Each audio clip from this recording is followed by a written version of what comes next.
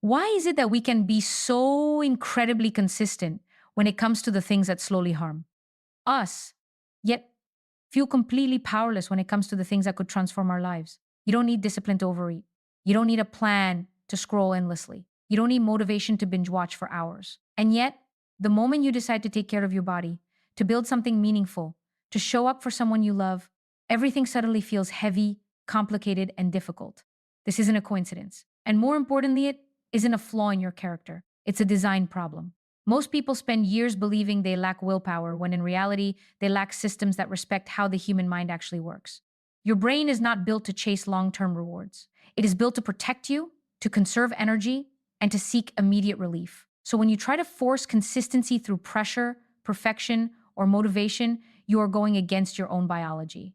But here's the truth that changes everything: consistency is not something you are born with, it is something you build. And once you understand how to build it gently, intelligently, and realistically, you stop fighting yourself and start moving forward, even on the days when everything feels off. There are 5 principles that can completely transform the way you approach consistency. Not by making you harder, but by making you wiser. The first principle: make the behavior survive your worst days. Most people unknowingly sabotage themselves from the very beginning. They design their goals for their best version, the version of themselves that is well rested, motivated, focused, and emotionally stable. But that version is not the one that determines your future. Your life is shaped on the days when you feel tired, overwhelmed, distracted, or discouraged. If your system only works when everything feels perfect, it will collapse the moment life becomes real. So instead of asking, what is the ideal version of this habit? Ask a more honest question. What is the smallest version of this habit that I can do, no matter how I feel? This is your anchor, your baseline, your non negotiable. Because consistency is not built on intensity, it is built on continuity. Imagine someone trying to get in shape. If their plan only includes intense workouts, they will inevitably fail when life interrupts. But if their baseline is something as simple as a 10-minute walk, they always have a way to stay connected to the habit. On difficult days, the walk becomes the victory. On better days, they can expand. But the key is this: they never break the chain. This approach does something very powerful psychologically.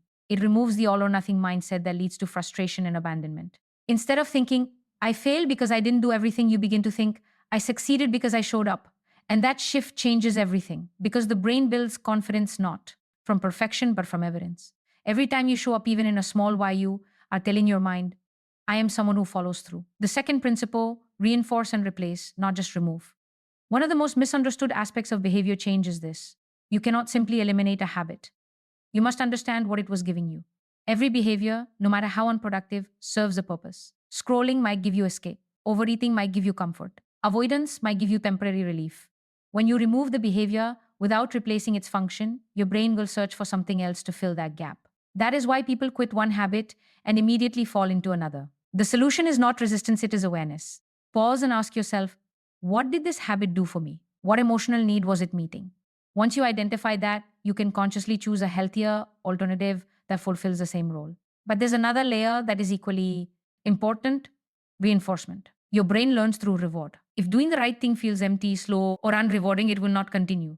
You must create moments of satisfaction. Celebrate the small wins. Acknowledge your effort. Create a sense of completion. This does not need to be dramatic. It can be as simple as checking something off a list, receiving encouragement from someone you trust, or giving yourself a small reward. What matters is that your brain begins to associate positive feelings with positive actions. Over time, this rewires your internal motivation. You stop relying on force and start moving through alignment. The third principle: close feedback loops quickly. One of the biggest reasons people lose consistency is not failure, it is confusion. When you don't know what is working and what isn't, everything feels chaotic. And when everything feels chaotic, the brain seeks escape. That's when people either abandon the process or start over completely. But progress does not require perfection, it requires adjustment.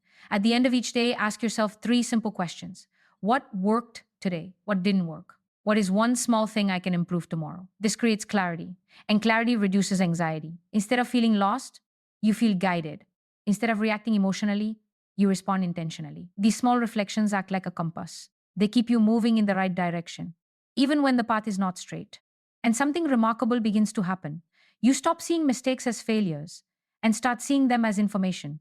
That shift removes fear. And when fear decreases, consistency becomes easier. The fourth principle: decide once and stop renegotiating. Every time you ask yourself, should I do this today? You are creating an opportunity to say no. And on difficult days, the answer will almost always be no. This is not because you are weak, it is because decision making consumes energy.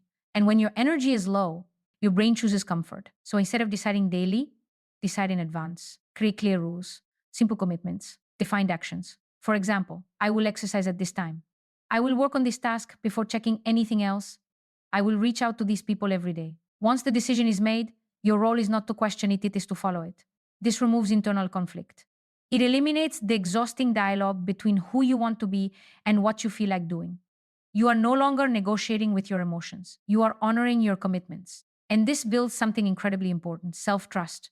Because every time you follow through on a decision, you reinforce the belief that you can rely on yourself. The fifth principle, focus on behaviors, not outcomes. This is where many people lose momentum. They look at results too soon. They expect immediate change from actions that require time. And when the results don't appear quickly, they assume something is wrong.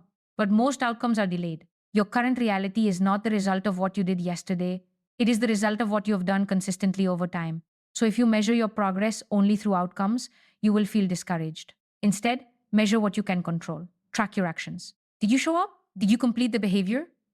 Did you follow through on your commitment? These are the real indicators of progress. Because success is not built in a single moment, it is built through repeated actions. When you focus on behaviors, you stay grounded. When you focus on outcomes, you become reactive. And consistency cannot survive emotional instability, but it thrives in structured effort.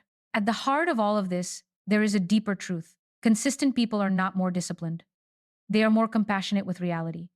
They understand that life is unpredictable. They accept that emotions fluctuate. They design systems that work with their humanity, not against. They do not rely on motivation. They do not wait to feel ready. They do not define themselves by their worst days. Instead, they build structures that carry them forward even when they don't feel strong. And perhaps the most important shift of all is this: they do not judge inconsistency as failure. They treat it as feedback. Something didn't work, adjust it. Something felt too hard, simplify it. Something didn't stick, redesign it. Because consistency is not about being perfect, it is about being persistent in the process of becoming better. So if you have ever felt like you are not disciplined enough, if you have ever started something and struggled to continue, if you have ever questioned your ability to follow through, understand this: there is nothing wrong with you. You simply need a better system, a system that respects your energy, a system that adapts to your life, a system that supports you on your worst days, not just your best ones. Start small, stay consistent, adjust.